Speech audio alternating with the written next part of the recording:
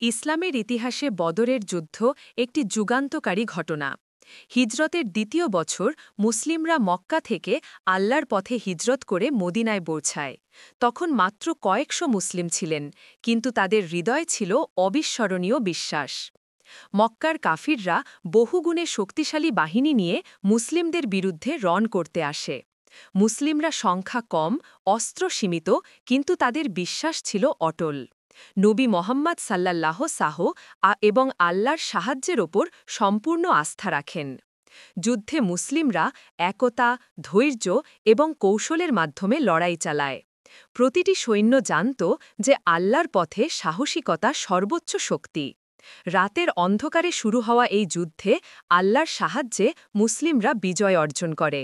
বদরের যুদ্ধ আমাদের শেখায় যে শক্তি শুধু সংখ্যায় নয়, সাহস, বিশ্বাস এবং একতার মধ্যেই নিহিত। সাহস এবং সঠিক বিশ্বাস থাকলে ছোট দলও বড় শক্তিকে পরাস্ত করতে পারে। এই যুদ্ধ শুধু ঐতিহাসিক নয়, এটি আমাদের জন্য নৈতিক ও আত্মিক শিক্ষা। প্রতিটি মুসলিমকে এই গল্প মনে করিয়ে দেয় যে সঠিক বিশ্বাস ও দৃঢ় মনোবল থাকলে বড় চ্যালেঞ্জও জয় করা সম্ভব। বদরের যুদ্ধ আমাদের স্মরণ করায়, সত্য ও ন্যায়ের পথে থাকলে আল্লাহ সর্বদা আমাদের সহায়ক।